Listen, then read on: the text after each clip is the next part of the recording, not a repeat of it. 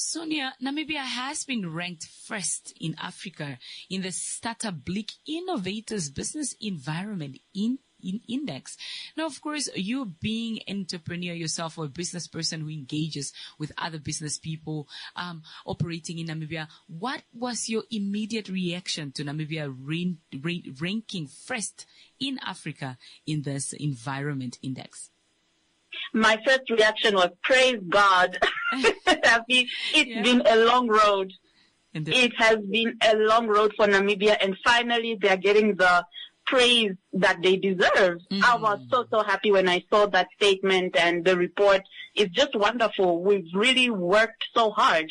You know, it's been a collective of many people making this happen. It's not just us who are ecosystem builders. They're entrepreneurs themselves. They are the ones who put themselves on this list. You know, their hard work, their determination has brought all of us together. That's the beauty of it. It's an ecosystem. So many parties play a role. And I'm so happy and so proud of Namibia as a country, but also of our entrepreneurs, because it's showing that things are happening. Namibia was always in the shadows, and now 5 years later, because 5 years ago this wasn't a thing, and now 5 years later we are like topping the charts. What an amazing blessing. Yeah, interesting. Now, Sonia, from your experience, does this ranking reflect the realities of doing business on the ground right here in Namibia, or does it capture only part of the picture? I do believe that it does reflect the reality, in the sense that majority of our startups in Namibia are in Windhoek. So if you were to say that the whole Namibia, there are a few startups which are in the Erongo region, perhaps some in the north, but the major hub is in the Commerce region. So when we talk about Namibia, it is, of course, predominantly in the Commerce region, because that's where majority of the population is. Most people over here are the ones who use the technologies more. Not to say other parts of the country don't, but the interest predominantly is here, because that's where all the programs happen, the trainings happen predominantly here. So the action is mostly this side. So yes, I can confirm that things are happening and it is reflecting a reality. If there's more work to be done, there will always be more work to be done. Even advanced or developed ecosystems like in Silicon Valley in America or in Europe, they are always constantly rebuilding and bettering themselves. So this is a perfect opportunity for Namibia to showcase that we are doing things and we are just growing bigger and better. Now, the index ranks Namibia first in Africa under the market perception pillar, which focuses mainly on governance, credibility, and trust. Sonia, just how important are those factors when investors do decide where to place their capital? Okay, so I understand that within Namibia, you know, the startups cover a plethora of sectors. And I know in Namibia right now we are looking at the oil and gas, the environment, climate change. So I've seen a rise in those types of startups coming up. So it just shows that when we look at investors from outside, they look at what they are interested in. Namibia may be growing, but the person giving you the money also has their own interests. So they are not going to give money to something they don't know or understand. So Namibia is definitely positioning themselves not only through reputation, but also as a brand image that we have sectors that we are serious about, that we are building, and there is massive opportunity. So when we look at how people perceive us, you're looking at good value for your investment. Namibia's population has grown, but also people are changing their minds towards what startups or small businesses are. People are supporting digital platforms now. People are understanding more. They're having more access to information. And this is because of incubators like mine and other incubators that operate within Namibia. We are the ones who do the training, not only for the entrepreneurs, but also for the customers. When we are promoting our services, all of these things help towards influencing investors to coming into the country and give money to our businesses. And of course, there is value in that. They will make money because the opportunity is there, the resource is there, the customers are ready. We are just ready to grow bigger and better. And of course, it makes us unique because we are not that new anymore, but we are definitely more determined, more hardworking, more focused. You know, there's no confusion. You know, we are not like, oh, we are still trying to figure out what we are trying to focus on. We know what we are focusing on now. So investors can rest assured knowing that if they decide to invest in a company that specializes in oil and gas, there is resources and opportunities for that to grow. You know, they're just not investing in an idea. They're investing in an existing structure that's going to help both parties win in the long run. Yeah, indeed. Now, the index looks at how easily or easier businesses can start, can operate, and can scale up. Now, in practical terms, Sonia, you having dealt with businesses themselves, where has Namibia made the most progress in easing of business operations? I believe it is the BIPA. That is where you go register your business. I feel like they have definitely transformed and changed the way they've made people's ability to register their businesses easier. Because prior to that, when I started my incubator 3 years ago, many startup founders had unregistered businesses. Why? It's not that they didn't want to. It was many factors, such as not knowing how to register, not knowing what to register the startup as. Because when you go to BIPA, you can register your company as a CP, a PTY, LTD, like so many factors. But we didn't know. Why? Because the startup sector was still growing. So now BIPA has also done their part as part of the ecosystem to streamline changes, to make things easier for the small startup founders to really build something legal where it can also create an open opportunity for them to get funding and resources. So BIPA, which is the business information, the business registration place. Yes. Yeah. Yeah, they really do support small businesses. It's affordable, you know, and they've streamlined the way you apply. They don't ask too many questions. Everything is straightforward. The employees there are very nice, very helpful. So they've definitely been a powerhouse in that. Of course, we have NAMRA, the tax-paying place. They are also very helpful. They've made things even much easier and simpler to understand in terms of paying taxes as a small business. That's another conversation for another day. But also it's important that small businesses need to be compliant. You know, when you're getting investment from outside, all of your ducks need to be in a row. So it's not only registration with BIPA, you need to be registered with NAMRA for tax purposes. You need to be registered with Social Security to ensure that, you know, your workers are registered and you're doing things the right way. There's the Employment Equity Office as well. All these things have really also upped their game in making it easier for our citizens to run successful small businesses and hoping that they'll become bigger. So it's not really, like I said earlier, a worry for an investor to wonder, is this something that is high risk? No, it's not, because we have all of our things working properly now, because now startups are being recognized as actual businesses. That's why we're being recognized outside, because we've been working in the background inside the country. So this is why it's very, very exciting. I hear you. Now, what are some of the biggest obstacles facing Namibian startups when trying to move from an idea stage to actually a commercial scale stage? Okay, so you could, the number one that I would always tell you that everyone will talk about would be funding. It's the number one thing that people always talk about. For me, that is not the biggest problem, but I can understand from the perspective of a startup founder. Because when we look at funding, it's not easy for a small business to prove to someone who's got money to invest in them. Why? There's a lack of credit history or collateral. You know, big financial organizations want to see a portfolio of your work done.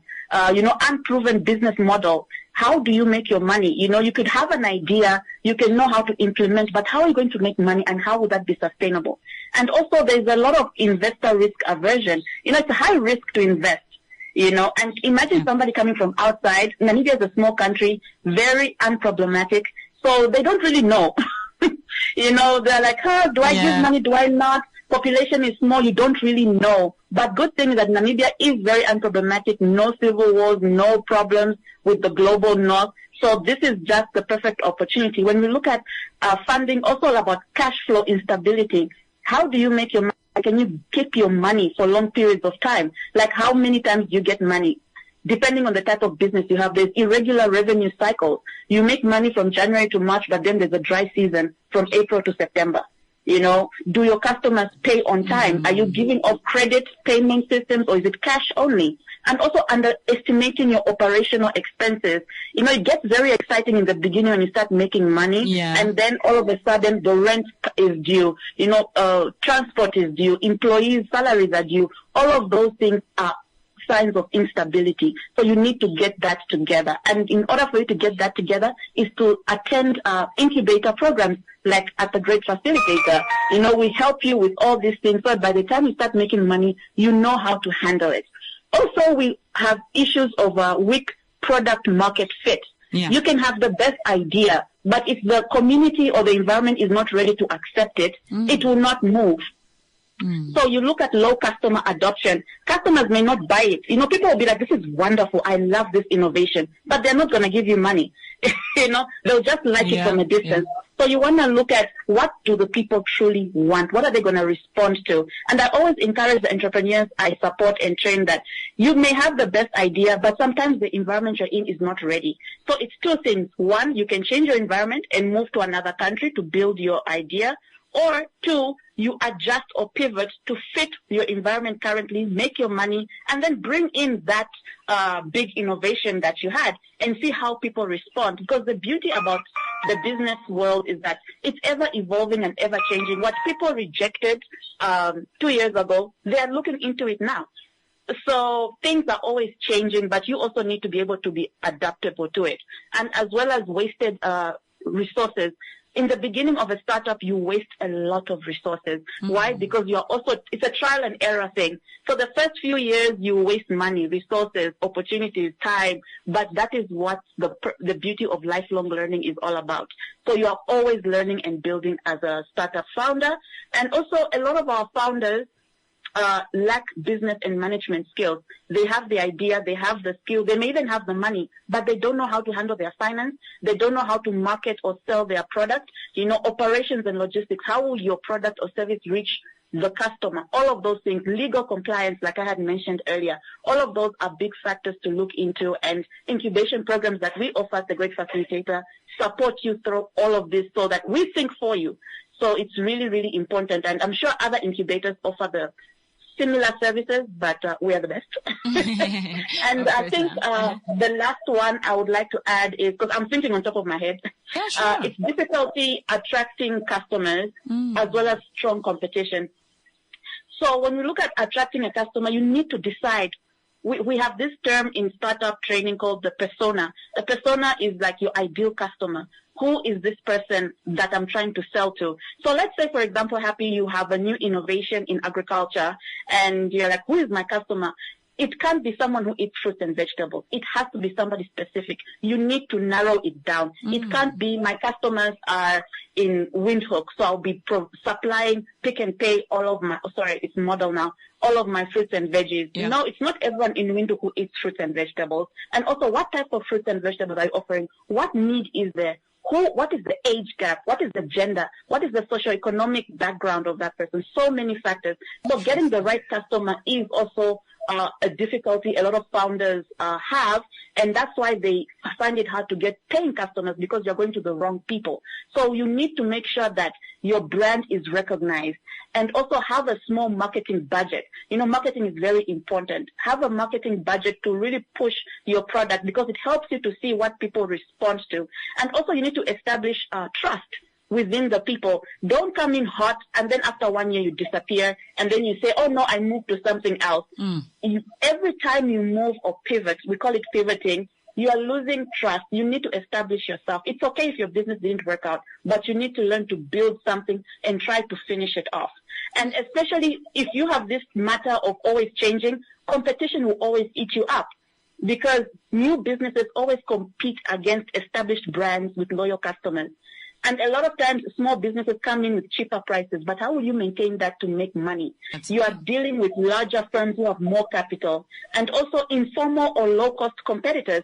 Like I had said earlier, you have an agriculture startup. How will you compete with the ladies at Stop and Shop? You know, how will you confirm to your customer, like, it's the same price as Stop and Shop, but fresher? But if you go to Model is more expensive, but there's guarantee it's fresh. It will last longer. Not to say Stop and Shop things don't last. Yeah, of course. What is your differentiator?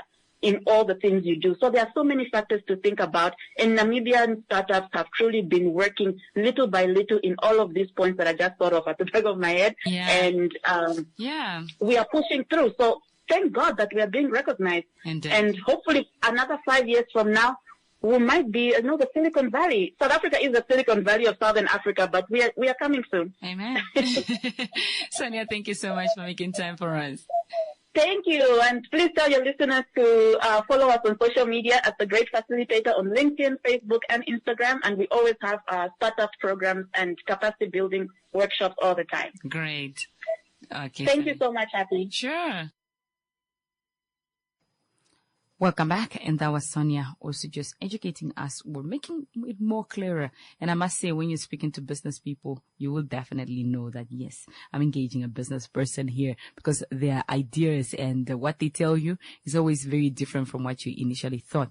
Now, joining me in studio now telephonically is Mr. Jesaya Hano-Oshike, founder of Basecamp Business Incubator. A very good afternoon to you, Mr. Jesaya, and welcome to On the Reading is Analysis. No, thank you very much. Pleased to be here. Yeah.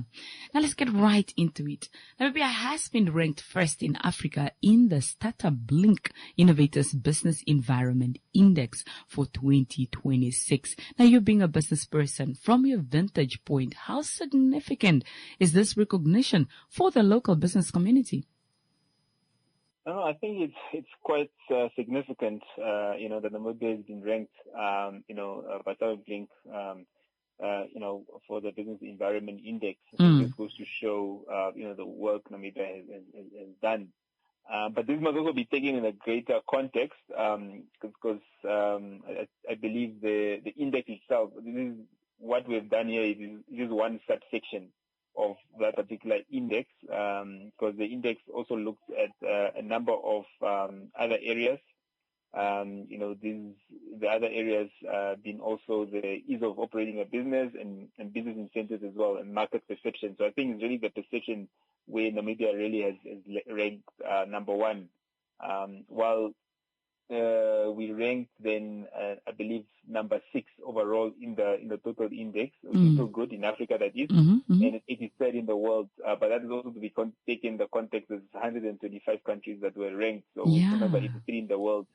So that, although I think it's a very good, kind of step for Namibia, especially given the work that has been done by various actors to try to really build the ecosystem. So the market, so we came first out of those three. In Africa, market perception, we came first. Yes. Which just means that we still need to work on our ease of operating a business, as well as business incentives for our SMEs. But otherwise, I think there's a lot of positivity that is going on currently in the country. Nice. I like how you say, how you do point out that we came first in the market perception, but then in other areas we still have to work on those particular aspects. Maybe to come up to number one again. It's achievable. I mean, if we have achieved the number one in the market perception, how do you think perhaps the environment needs to be made conducive for businesses to operate or start up their companies right here in Namibia? Yeah, I think we start there. It's really about deeper getting the system online. The one that is going to make it easy for business not to wait 100 days to get registered, but then in an hour, if you have all the paperwork in place, you fill out a few things, then you go, your business is registered, like many other countries, even in Africa. I think that's really the first one. I think the second one is, some of the bureaucracy that we have in operating even a small business. Those are the things that we can tackle. But I think the first one is that if deeper gets right, I think we will probably jump many spots ahead, in Africa. And then, instead of being number 6 overall, you might find that we're number 3 in Africa. And instead of being, in the 80s, we might find ourselves in the 60s globally.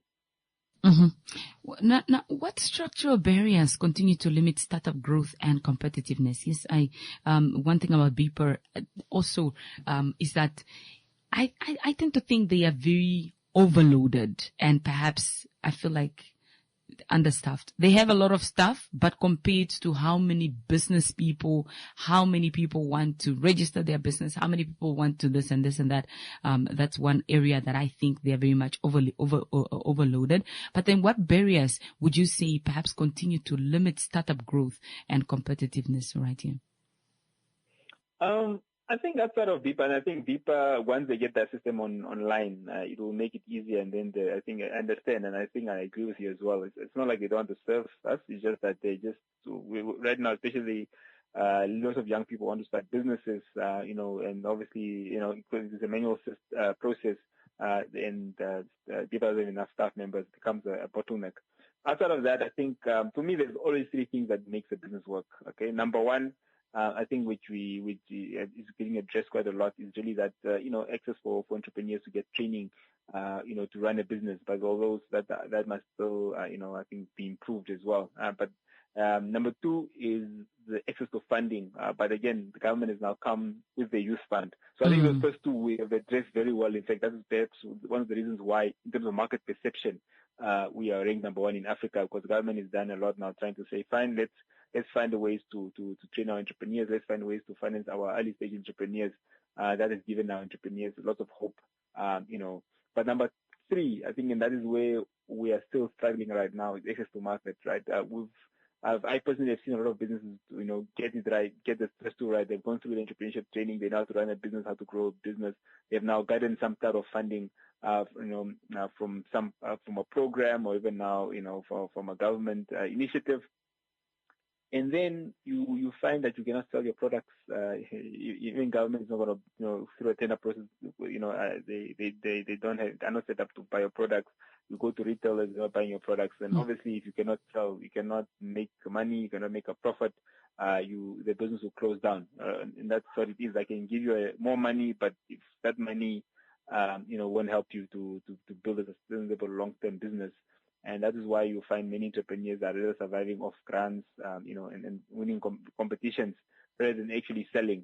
So that is, I think, the last frontier, in a way, we must really solve to unlock, the potential of entrepreneurs in Namibia. Mm-hmm. Now, just last year in October, Namibia launched the public-private forum, and of course, one that the business people really praised for both government and private sectors to come together, and of course just help in collaboration of also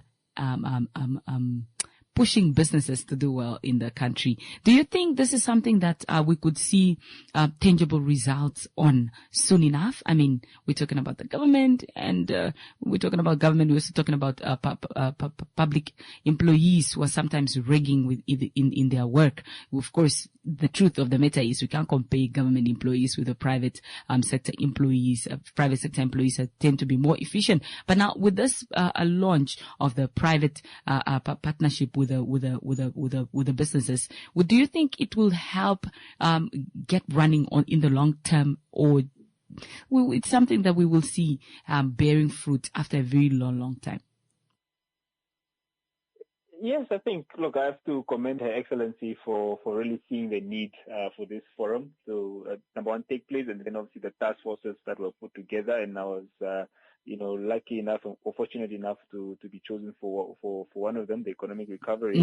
But I think it takes time. I think, first and foremost about building trust between, the private sector, task force members, as well as the public sector, who obviously are the ones that will be entrusted in carrying out any recommendations that come from it.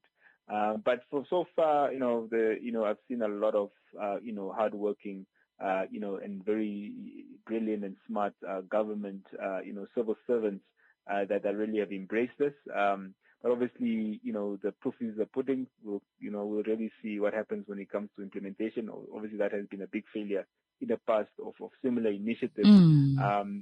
So we will definitely have to see. But sometimes the failure I've seen is not necessarily the high-ranking officials. Sometimes it's the day-to-day, government officials that have to carry out the tasks that are assigned to them that don't really get to it. And that is really I believe, the challenge in itself. Indeed. Of course. Now, the ranking highlights strong institutional foundations, but of course, we know that innovation also depends on skills and productivity. Just how well prepared is Namibia's workforce for an innovation-driven economy? Whether we're talking about private, we're talking about government. I think we're getting there. I think we're not fully there. Okay. It has to give you between 0 and 100%. I think that's where 40%. But we're not at zero. And I think also there's a lot of drive and a lot of intent in improving innovation in the country. Obviously, there's a few bottlenecks that we need to overcome. But I believe, with the intention that's there, and we just need to really, in the day in, day out, continue to see where we can improve innovation in Namibia. I believe with time, we'll definitely be one, first maybe in Africa, be one of the more innovative countries. I think we're on our way there. And then, maybe within the next decade or so, start inching up the world rankings to be one of the more competitive, innovative economies globally. Okay. What advice or counsel would you say businesses need to do in order to invest in skills development and innovation internally? What businesses sometimes overlook. Of course, someone can have a very beautiful idea, have a great business that's quite doing well, but then they forget that there is competition out there and they need to keep themselves on par, keep themselves afloat. And so then what do you suggest that businesses do internally that it can then help boost their company, boost their business, and of course also contribute to the economy in the long run? Yeah, I think if a business is going to succeed, I think it all starts with leadership, right? So I think the leaders must be open-minded, as well as basically willing to learn, because technology is evolving all the time. Today we have AI. Any business that doesn't use AI today, they're falling behind basically. It makes you so much more efficient. So in many business leaders have started opening up to that and putting it within the business processes as an example. So that's really the first thing. If, for business to be innovative, starts with leadership. They must, as I said, be open-minded, willing to learn, be curious, about what is out there, and then they take. And sometimes new innovation just means doing something, new in your organization you haven't done before to improve your efficiency, even though it's already existing out there. And then once you start implementing that on a day-to-day, your business will become more innovative, and you become better than your competition over time. Indeed. Lastly, your input towards, of course, Namibia's ranking. Just again, the Mr. Hano-Oshike.